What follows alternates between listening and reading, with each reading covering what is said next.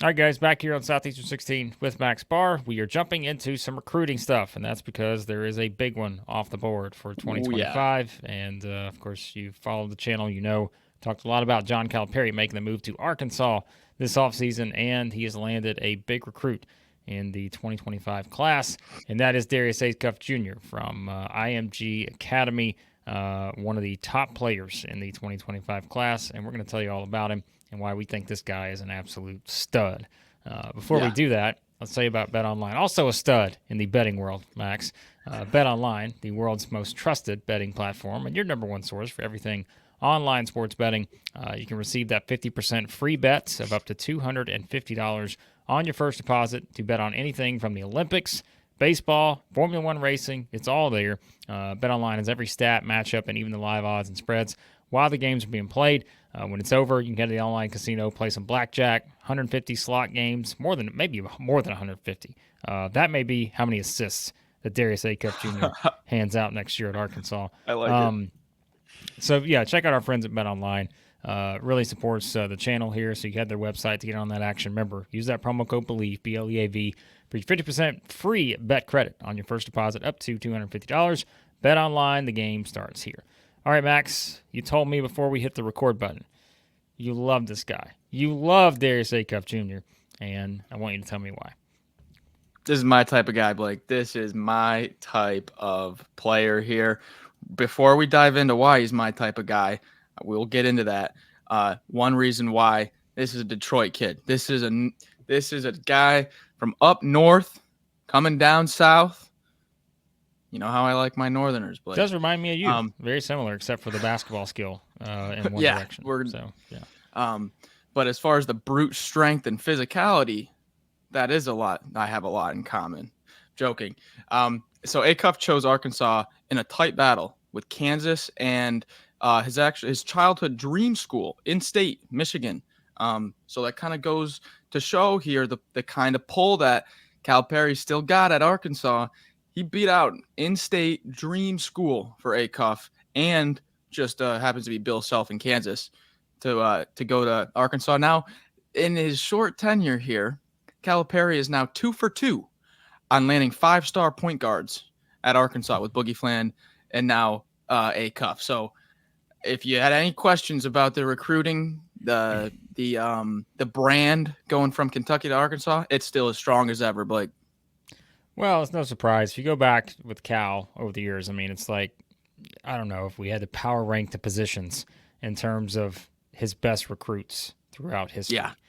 Point guard's either going to be 1A or 1B, probably. Like when you just think about all the point guards that he's gotten throughout his career. And certainly that's for a reason because, I mean, it kind of all starts with a point guard. And so, like you said, getting Boogie Fland for this year's team, we've talked about him. Kind of our expectations very high for him with this particular Arkansas team that Cal's put together. But when you start to look ahead to next year, you know there's going to be a lot of transfers. You know they're going to continue to build out this class. Acuff is the first commit there. But like you said, it's bringing that confidence now. Mm-hmm. I think, if there was any question, which I don't know why there should have been, if it was just going to be, is Cal going to all of a sudden just not going to know what to do after he leaves Kentucky? Come on, folks. Arkansas, as we said, got all the resources to be right there with a chance to get these top players every single year now with Cal there. And like you said, you look at just kind of the build of this guy. I mean, we talk about like he looks like an SEC player. Like this kind of guy fit for the grind of the SEC, it seems, talking about just kind of with some of the size, putting on, kind of adding to that frame a bit. I think that you look at the way this guy's going to fit, and I mean, again, we only talk about him as the player. We can't talk about how he's going to fit into next year's team, but he's got all those skills. I think that we talk about kind of those versatile point guards that Cal's had over the years. He fits the billing here as one of the top players in next year's class. A lot of times, Blake, when we get these 5-star point guards, I'm thinking last year to the preseason talk around Rob Dillingham, and just kind of saying, well, he's a little bit light, he's a little bit skinny. Is he going to be able to translate physically? I'm telling you right now, this guy is going to walk in here and be one of the most physically dominant players in the league. This guy's built like a truck, and he uses it very well. He's very composed through contact. Basically, when I was going through all of his highlights, his Peach Jam highlights, his EYBL highlights, off the bounce, you cannot stay in front of this guy. I mean, the way that he splits defenders after pick and roll, this guy is so jittery. So he combines that quickness with this like Mike Tyson compact build. It's explosive. It's explosive. The only drawback that I did see, he tends to be a little bit inefficient at times. It reminded me a little bit of a Wade Taylor type of thing where he's doing so much that you end up looking at the box score at the end of the game and you're like, ooh, took a lot of shots, missed a lot of shots. I'm not putting too much into it. I've saw in some reports, there was questions about his efficiency. Max Barr's not worried about it. Well, Max Barr's not worried about it. Why should any of us be worried about it? Two things. Like we always, you mentioned one thing, and that is guys who go from being the guy, like the absolute superstar. Again, we're talking about one of the best players in the country. It changes because you don't have to be that same guy when you get to college because you're surrounded by a bunch of other the guys, right? Like you're surrounded by a bunch of other guys who've been in that same position. So it doesn't, you don't have to be the guy that's taking 28 shots a game and having the ball in your hand on every single possession necessarily, because you've got other guys who, have similar skill sets and it just makes it easier for you. So I think him distributing is going to be something that's a big asset for this team, even though we know, like you mentioned, you look at just the way he plays, he's also going to be able to someone who just can attack and, be able to score in a variety of ways too. But the other thing is the defensive element. Like we don't ever talk about because it's not as exciting, right?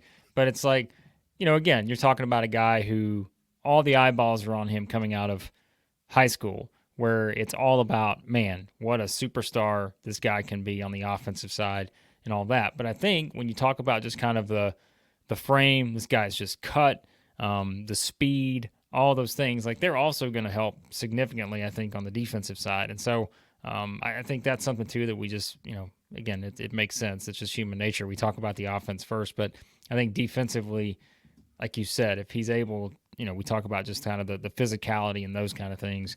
I think that's another part of this that feels pretty good for Cal to have at his disposal next season. So. Yeah, you beat me to the punch there with the defense. Adam Finkelstein, who does all of the 247 recruiting reports, he talked a lot about his wingspan, long wingspan. He's listed at 6'1", 6'2", depending on where you look, but plays a lot taller than that defensively because of his wingspan and his physicality. You're not going to overpower him, and he uses that wingspan to his advantage out on the perimeter. So, there's a reason why he was unranked when he was still in high school in Michigan at Cass Tech, unranked as an underclassman, and then goes to IMG Academy and just rockets up to being the number one point guard in the nation. He plays like that. He plays like that underdog, disrespected mentality. You're not getting a guy here, and I'm not taking anything away from the players that are ranked number one, from day one, and just every year they stay at number one, like a Cooper Flagg or, a big name recruit like this. But this guy was not ranked highly his whole high school career. He had to work and surprised a lot of folks. Plays with that attitude.